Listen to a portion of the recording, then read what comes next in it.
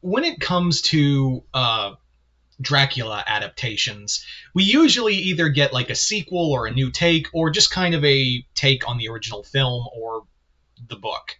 It's really kind of that. We don't Rarely do you ever see like a unique take on Dracula. And I'm not trying to say like, you guys know I'm a massive Universal Monsters fan. I am very well aware that the work and projects that I do center in my love for these characters. But when it really comes down to it, the big thing that I want to see more of with Dracula is not just more horror. It's my same thing with Phantom of the Opera, where I'm like, yeah, we've done the lovelorn stuff long enough, and after watching Dracula 2025, I'm very much done with everyone trying to be the next Gary Oldman Dracula film. So here's my thing, is that I feel we should have a Dracula film that essentially is kind of a new take, but still have I guess you could say, the old bones of what the story is. One of my favorite adaptations of Dracula, or one of my favorite Dracula movies as of late, was Last Voyage of the Demeter. Now, that movie's not perfect, I'm aware. I will defend that movie, though. The two things, and I've said this multiple times, that have killed that movie for me and kept it from being, an all-time favorite, is the fact that, one, I feel like we should have followed more of the book, or we should have not done that ending. That whole, like, I'm going to find a way to kill Dracula and stuff like that. I feel like everyone should have died. And how the ending should have gone is that at the end of the story, it cuts back to like Dr. Van Helsing reading the journal, the captain's journal, and then it cuts to him getting a message or like he's in a carriage reading it, and he stops at the home of Lucy Westrina. And that's where I feel like that should have been the ending, because then it's like you can just go watch Todd Browning's Dracula, and boom, you get the rest of the story. There you go. I feel like you could have done that. Also, it's a pacing thing. Anyway, this is not a review of Last Voyage of the Demeter. I do suggest you go check it out. I do think it's a pretty solid movie, regardless of, ending and whatnot. But I digress. Getting back to my point is that's the last time I saw a Dracula film try to do anything unique, but still have like the classic monster feel of the story. You know what I mean? So when it comes to Dracula, we've kind of explored a lot of stuff with the character. We have quite literally explored so many aspects, so many different angles. But there's one facet we haven't really focused on. And today I'm going to talk about like how I would do my pitch for a Dracula film. And for that, we're going to talk about some cool stuff, because I think it's a unexplored element. And that, dear listener, ladies and gentlemen, is the fact that we've never really gotten a Dracula film that focuses on a certain group of people. We've had him on Van Helsing. We've had stories on, Mina's perspective, Dracula's perspective, Jonathan Harker's perspective. We've had all these different films and whatnot in regards to various other, characters. But I think there is a group of characters that have not been properly explored. I don't think those characters have been properly explored. And those are the villagers of Transylvania.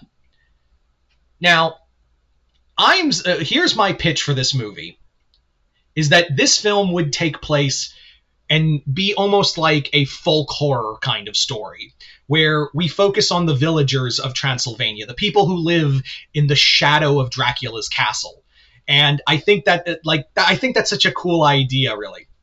And in this story, you would follow the villagers and their fears of Dracula, their terror, their everything. They would be genuine, like I want to get into the head and what it was like living under Dracula. That's what I'd really love to do, is talk about the story of these people who were essentially cattle for Dracula. That's what I would love to do, is focus on a story where we follow the villagers and see what they talk about, because this is would be the thing, is like you could talk about like, why don't you just leave, or and why do you not go and face Dracula yourself? You know his weaknesses. Why don't you go up there and kill him in the daylight?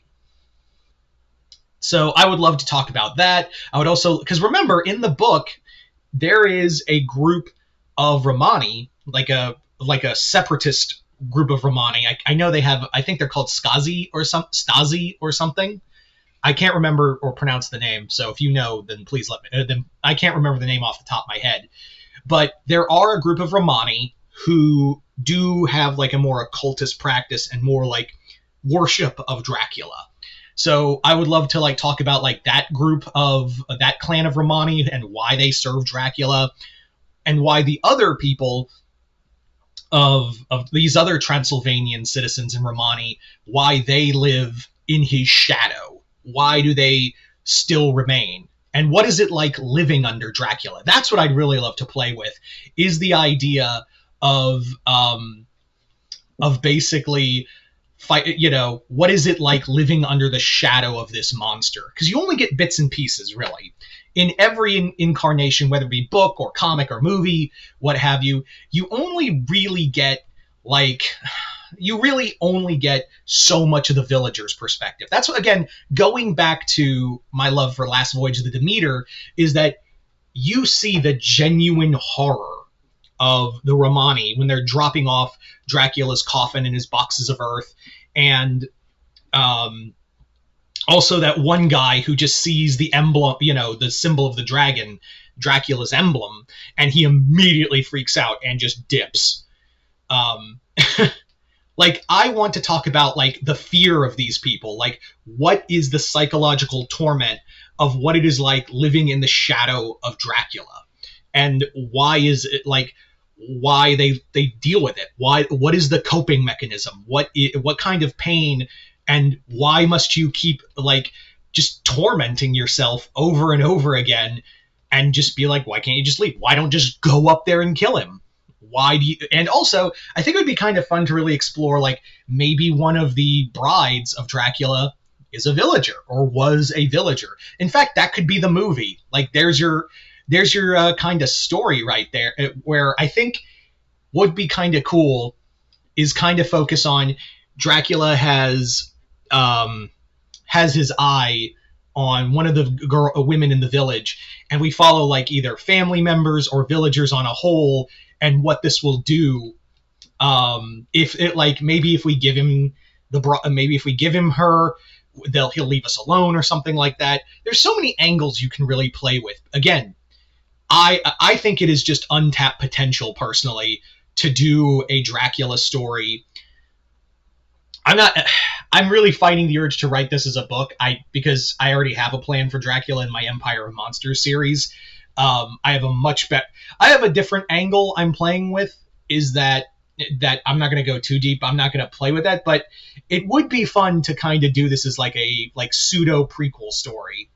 I've always I love stories like this set in universes, like kind of like a Rogue One kind of thing, where it's like, oh yeah, this is kind of a prequel, but it's kind of its own story and kind of adds to the universe, stuff like that. But anyway, you guys tell me in the comments below, what do you guys think of this idea for Dracula, and what are some ideas you've had for Dracula in the past as well? Just comment below, let me know. Other than that, hope y'all enjoyed this. I'm Mr. Multiverse. I'll see you next time in the Multiverse.